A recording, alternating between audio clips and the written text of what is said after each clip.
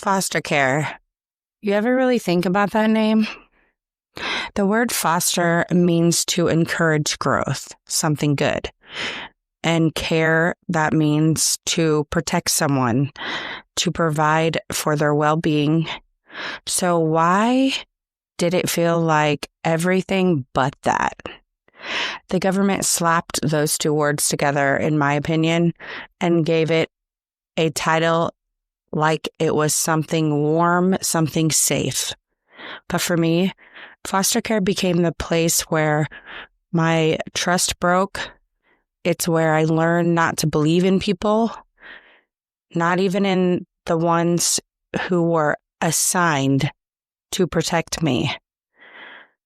Yeah, I was in a few good homes, don't get me wrong, but let me take you to the beginning where it all started.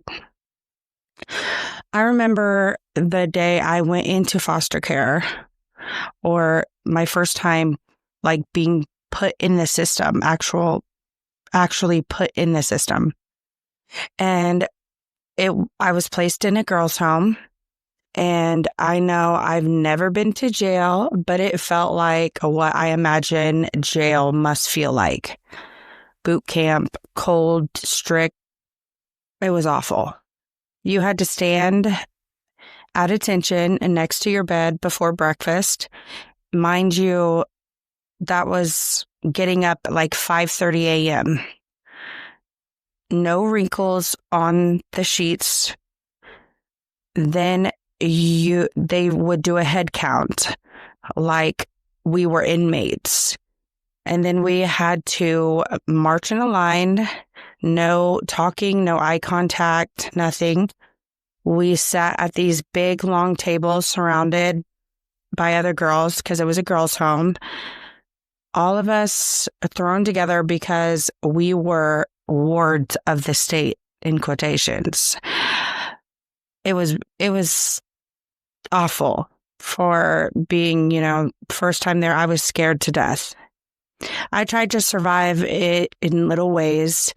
I did make a couple friends, and they did have, during the time that I was placed there, they were hosting a talent show. And so I participated. I sang Holes in the Floor of Heaven. I held back the tears the entire time that I sang, and in the end, everyone clapped, but I didn't feel proud at all. I really felt broken. That song made me think of my dad, and missing him just hit me like a wave I wasn't ready for. Honestly, I felt so angry and so confused and upset, where I didn't know where my life was going. I went from having my mom and dad, be together, to my dad dying, so losing him, and just having my mom, and then my mom being taken from me. Literally down to, so all I had was my sisters at that point. And I held on to them with all my might as long as I could. But I was only, when I first went into the system, I was about 11 years old. So being 11 and experiencing that, being an 11-year-old and experiencing what I had already experienced, with losing my dad in such a drastic, dramatic way. And then I don't think that I ever really healed from losing my dad, because before I could even heal, I was going through more trauma. More trauma happened, more drama happened before I could even completely heal from losing my dad. I think being put in foster care kind of distracted my mind from the fact that I was never going to see my dad again, because I was so worried about, keeping my family together and what's happening to my family, and, the things that they were saying about my mom. And then losing my mom, it was just so chaotic in my mind that I don't know how I didn't go crazy for real. But I, was given this bad situation, and I did my best to keep my composure and stay calm and, focus on, what I was supposed to do and be good in a sense. So, in hopes of going back home. So I made sure that I tried not to get in trouble at all. I was fearful of getting in trouble because I was afraid that if I got in trouble, then, my mom would be, punished for something I did. But anyway, after the girls' home, I was placed with my first foster home, and their name was John and Sheila in Independence, Kansas. And that home really changed me, honestly. But John and Sheila's, the moment I walked in the door, like I felt this energy that I really can't explain. The energy or vibe of that home, I felt like it was controlling, and it did not feel right to me. Women in that household only could wear skirts every single day. No TV, no makeup, no freedom. And I was only like 12 or 13 and already dealing with, the struggles of being a teenager, the acne, and I was teased at school about it. And back when I was with my mom, she would let me wear foundation just to, cover up my blemishes. Nothing like too much, nothing crazy, just enough to help me feel normal. But John and Sheila's, it was against their beliefs. I remember the day that I actually tried to sneak putting on makeup. I put it on at school in the bathroom, and it wasn't that much. It was just a little, to cover up my blemishes. I had no mascara, so my face looked blurred, but in my opinion, it was better than nothing. And then when they picked me up from school, the first thing they said was, "Why do you have makeup on?" And I don't really remember what I said in response to that. I know that I was getting, got on to all the way from the school to their house, which wasn't that far. But when we walked in, they grabbed me by my arm and dragged me into the bathroom and scrubbed my face over the sink really hard and pushed my head down into the sink like, I was not a human being or something. Then they searched my bag to try to find the makeup, but thank God back then I had a locker and I left it in the locker. That moment, though, that was when something inside me kind of snapped. That was when I started thinking, who the fuck are you to tell me who I can be and what I can do? I think that's when I developed some type of defiant disorder, because I was shortly diagnosed with defiant something disorder. I don't remember the exact name, but I did not like feeling, like I was being walked on. I did not like authority, probably from, around this moment forward. I did not like authority at all. I did not like it at all. But yeah, so I remember telling my mom about it when we had our next visitation, and my mom couldn't believe it. And she was just told me she was so sorry and that, stay strong. She always tried to encourage us, and she gave us hope all the time. She said, "You're going to come home soon." She would always say that to us, that we were going to come home. We were going to come home, so we kind of held on to that to keep us strong, the hopes of going home. But when my mom gave me a hug at that visitation, she slipped a whole bottle of foundation in my coat pocket. And that little act of love from my mom just lit something up in me. And yeah, maybe it taught me that I had to sneak to survive. But back then, that is what my survival kind of looked like. Sheila ended up calling my social worker, and just from that incident, just like that, I was labeled a problem child from that point forward. And once they slapped that on you, to me, it seemed like, things kind of changed, and people's demeanor towards me, and foster parents also would get paid more to deal with kids that are labeled a problem child. Just wanted to throw that out there. So because Sheila had called my social worker, Paula, she ended up showing up the next day at school. Anyway, when she pulled me out of class, she just pulled me out to, kind of lecture me and threaten me about seeing my mom, saying that if I kept rebelling or whatever, then I would lose visitation and time with my mom.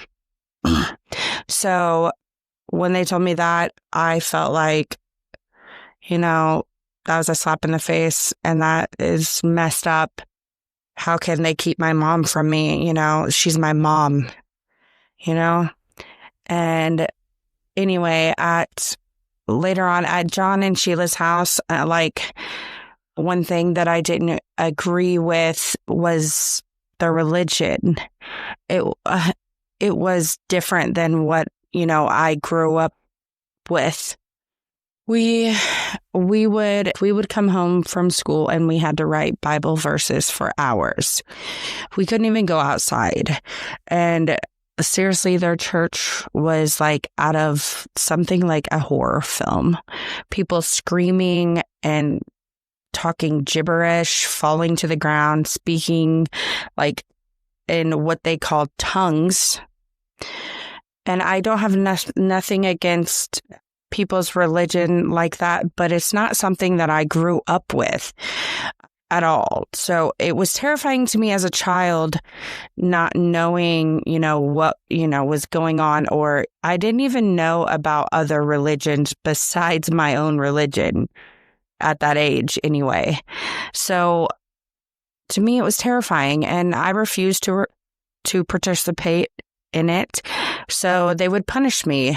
They locked me in a room, no dinner, 2 hours of Bible verses every night alone. I remember being starving, but too angry to cry. But the worst part, it was what they did to my sisters.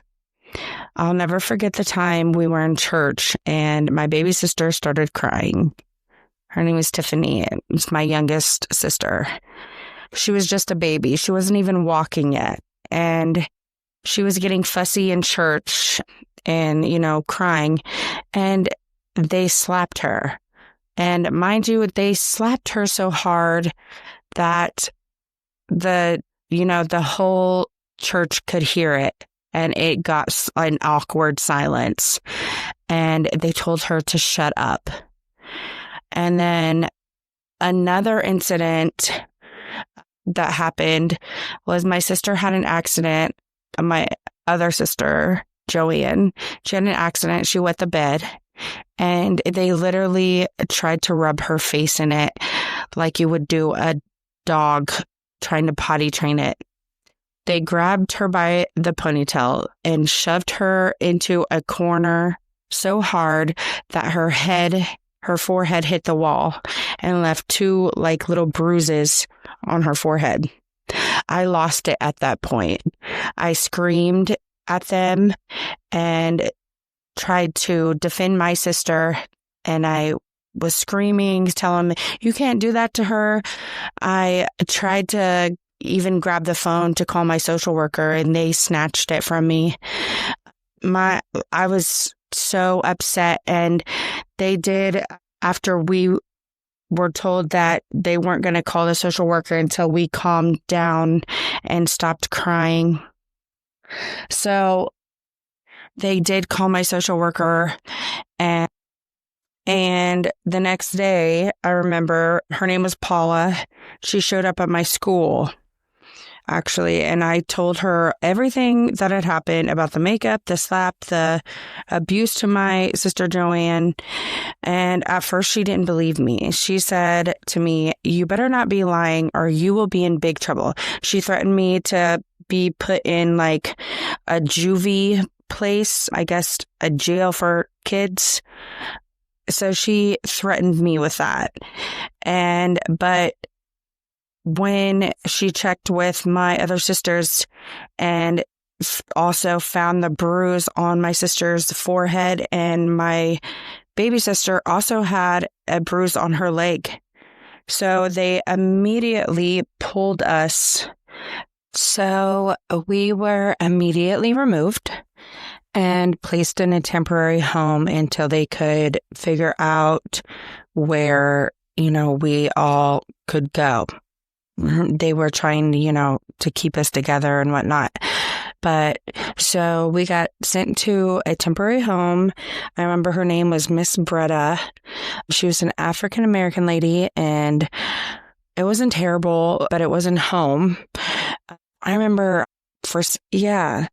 So we stayed there for I want to say it was like a week, maybe a little longer. And the entire time we were there, we didn't even go to school because, they said it was temporary, and this was a whole nother town. I can't even remember the name of the town, but yeah. So when we were removed from John and Sheila, we didn't go back to school for, however long.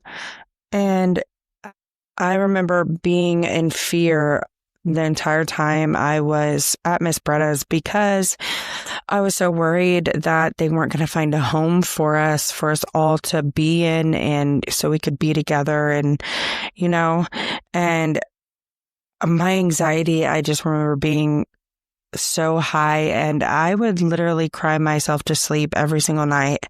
And I would pray to God that we could go home and this would be over, and, we could go on with our lives. Because what I experienced in foster care with all, things that transpired, I think that's worse than it was way worse than, being with my real mother.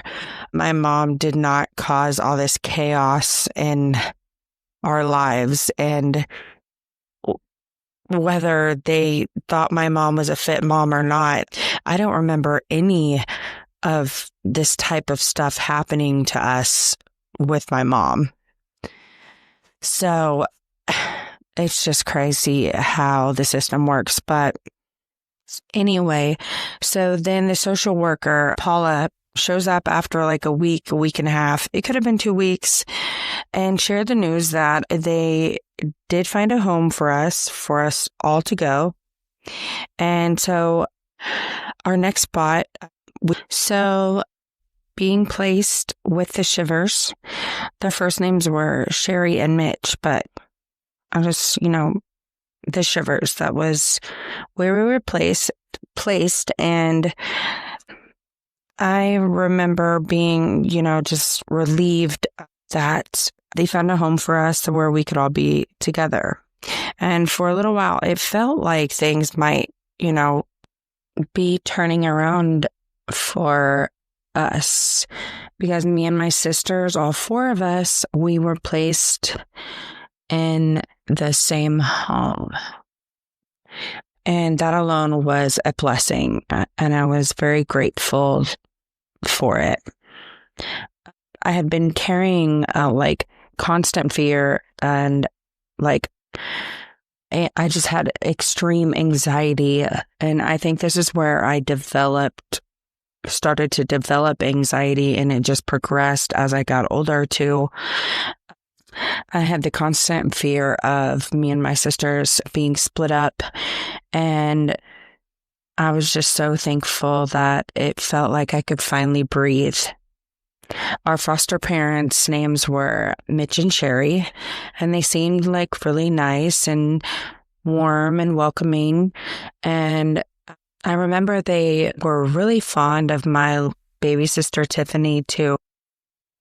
They had 2 kids of their own, and their names were Colt and Callie, and I shared a room with Callie, and then my baby sister, Tiffany, shared a room with Colt, and then Joanne and Andrea, I believed, shared a room, and Sherry and Mitch, they lived in Coffeyville, Kansas, and we had to be enrolled into a new school.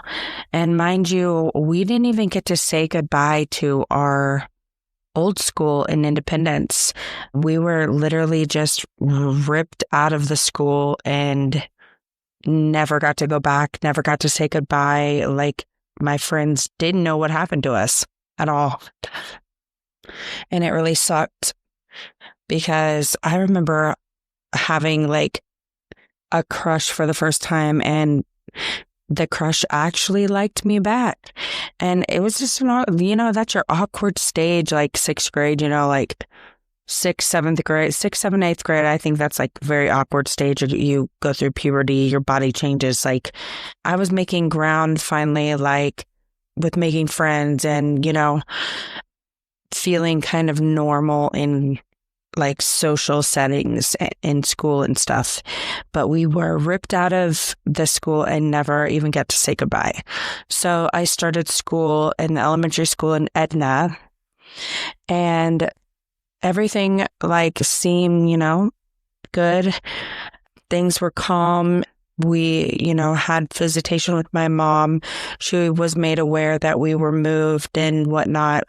And during all these times when we were moving, we were waiting on, court dates, and my mom had to complete what you call case plans, to, move forward in my mom's case to, get us home and stuff. So my mom was actively working very hard to try to get us back. She really was. But everything seemed to be going good and whatnot. We laughed, we played. I think I even celebrated my 13th or 14th. I can't remember. I think it was my 13th birthday at Sherry's and Mitch's.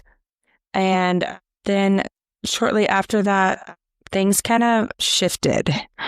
And I'll never forget how it happened, because after a visit with my mom, I was blindsided with my social worker talking to me after my mom left, and we were waiting for Miss Shivers to, come pick us up after the visit.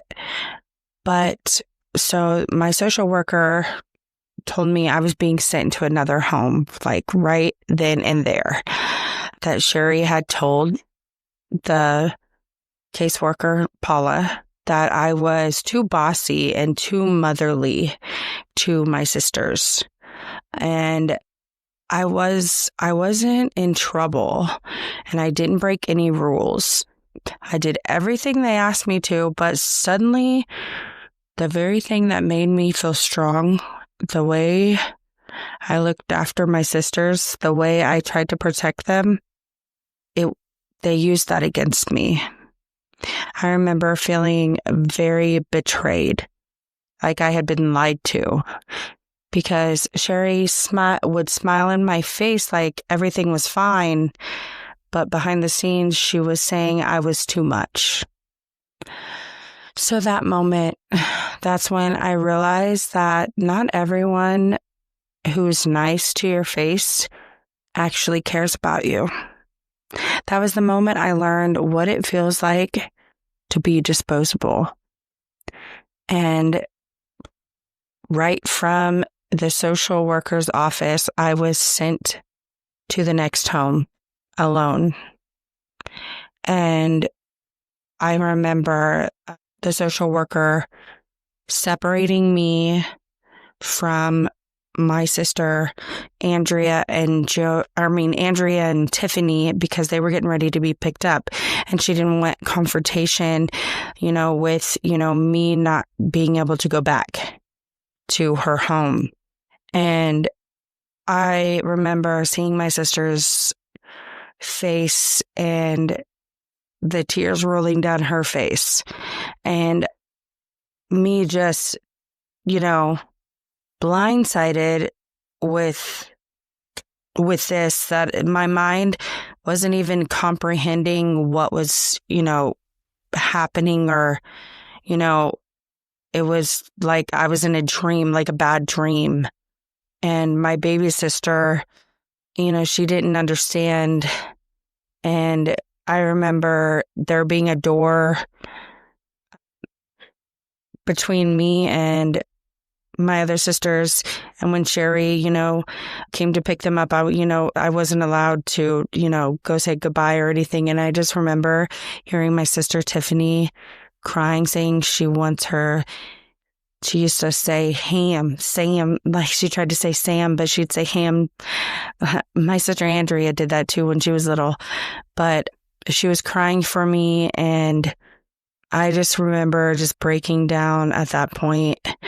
But just like that, like I was sent to the next home alone. No Andy, no Tiffany, and no Joanne, just me.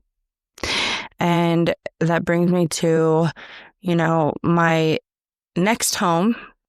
When I got there, I was already like mentally just exhausted. But this place with Tony and Johnny, something felt really different when I first got there.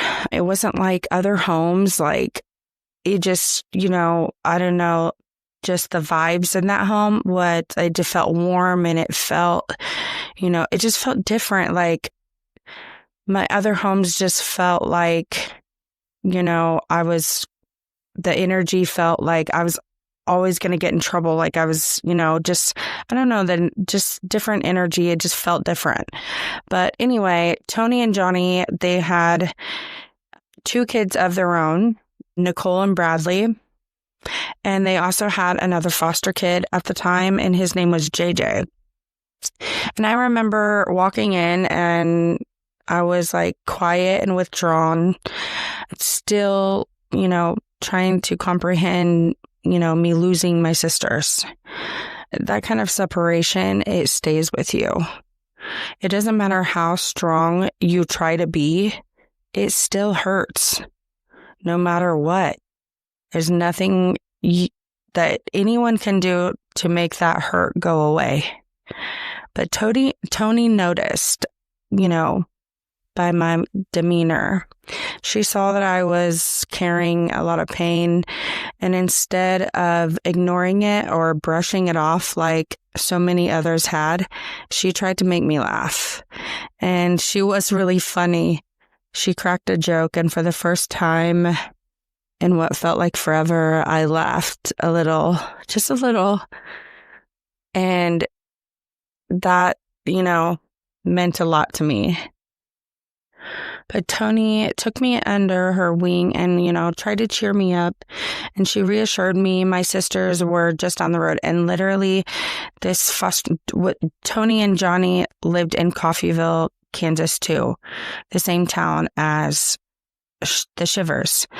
And crazily enough, her son was going to school in Edna, Kansas, because I guess people didn't like Coffeyville, Kansas schools.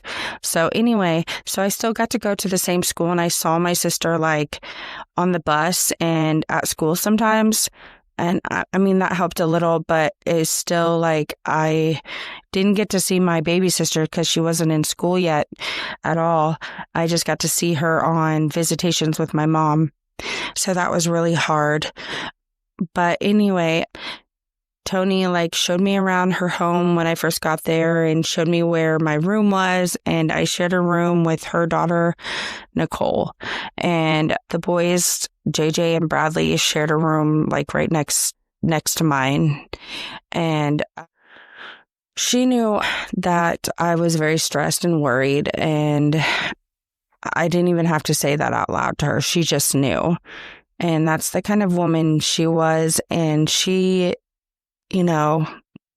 tried to, make me feel like a person, not like a number in a sense. And that really meant a lot. Nicole, her daughter, was around 4 or 5, I believe, at the time. And she was so adorable and full of energy and always bouncing around. She was very sassy. She didn't understand what I was going through, but somehow she still helped, just being her. So cheerful, so curious. It helped distract my heart from the ache of missing my sisters. She'd mimic me and try to be like me, do things to make me smile, and sometimes it really did work. She was so cute. And Tony and Johnny were probably the best foster parents I ever had. I stayed with them for about 1.5 years, and they made me feel something I hadn't felt since I, was put into the system, and that was safe. She made me feel like I belonged in her home, and she introduced me to her mother and her nieces and nephews, and like she just had a spirit about her that I don't know how to explain it, but she was my angel at the time. I'll tell you that.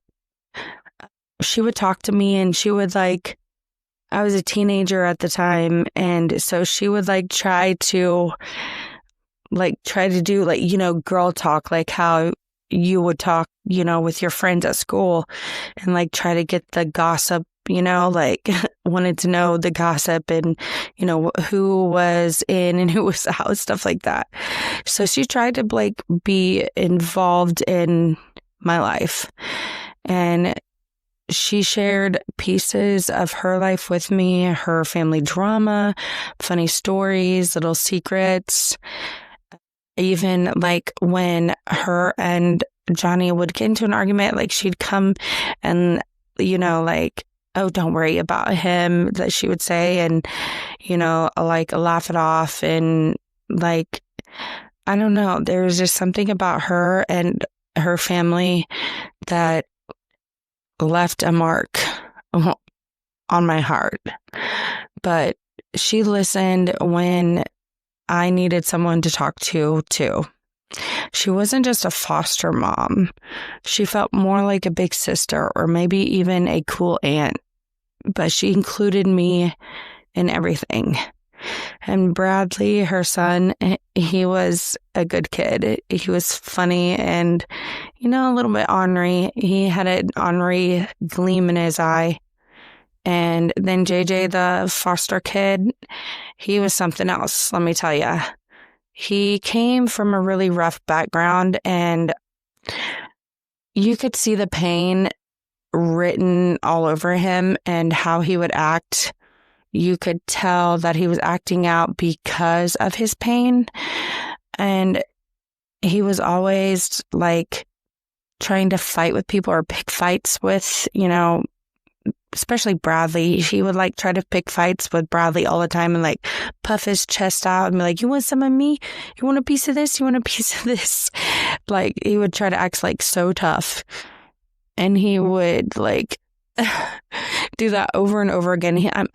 One time he even tried to do that to me, and I just looked at him. He was really short and little, and he couldn't even keep a straight face, because when he did it to me, he just looked up to me, you want a piece of me? He couldn't even keep a straight face. He immediately started laughing, and I remember Bradley laughing. He's like, you don't want none of Sam. she'll beat you up. It was funny. There was never a dull moment at John and Tony's. I really liked it there. Tony was the only foster parent who would let me do normal kid things too. She would let me go to the skating rink with my friends on the weekend. And there was a few times she would allow me to have a sleepover.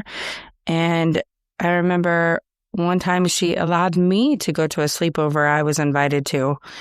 And when she told me yes, and I was expecting her to say no, because in foster care, you're not allowed to go stay the night with anyone unless, the adult has had a full extensive background check done on them.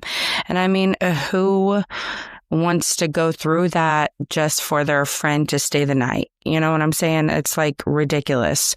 So the system doesn't allow you to be a child at all. They pretty much just want you to dwell in your chaos of, what's going on in your life. And, but yeah, I remember her looking me dead in the face and she said, "You must promise that you won't tell your social worker, because I know how much this means to you, but if if I get caught, I could, lose being a foster parent anymore." And, she loved being a foster parent. And so, yeah, I kept my promise. I never told on her. It's crazy because we had to be sneaky just to be happy.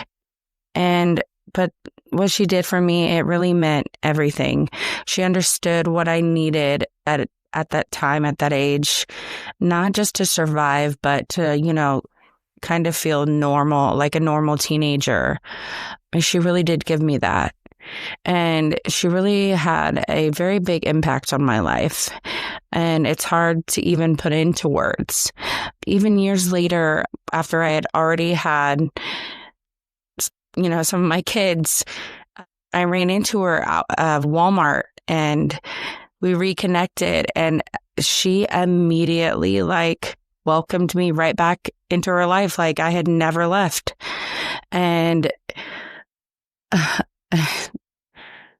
she even threw my daughter a birthday party, and she had, at the time had, moved, and she had gotten remarried. I guess she got a divorce with Johnny at some point after I left the home, and she had horses and she lived on a ranch, and she threw my daughter Mariah a birthday party so she could have pony rides for her birthday guests and her, and and that was the time that my daughter would always ask for a pony. She always wanted a pony. So she was so excited, and Tony treated her almost like, it was our grandkid. She welcomed her with open arms and spoiled her right off the get-go. Didn't even know her for, at all, for very long at all. It was, she just did that for people. And it was so peaceful there. She really made me feel like if I needed, someone or even somewhere to go, I know that she was there for me. So, and that time in my life too, I didn't have anyone to fall back on. How kids have, a parent or somebody say when you move out when you're older and then, you don't make it, rent's too high or whatever, you can move back in with your parents. Well, I've never had that, but she made me feel like if I did need that, she would be there for sure. And I miss her so much. God, I miss her. Unfortunately, a few years ago, she passed away. I still wish I could call her just to hear her voice again, just to say thank you for everything that she's done for me. Because out of all the people that came and went into my life, she was one was one of the few who made me feel like I mattered. And that feeling, I can't explain, but that feeling stays with you forever.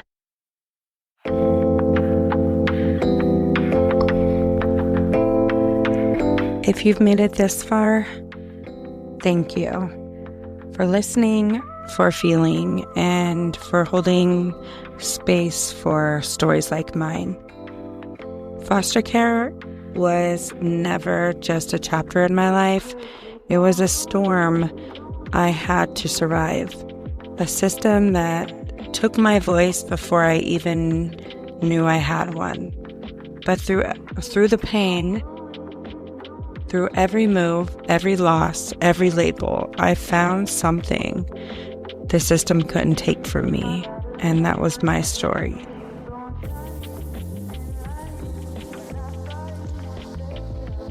This was just a little glimpse into what foster care really looked like for me.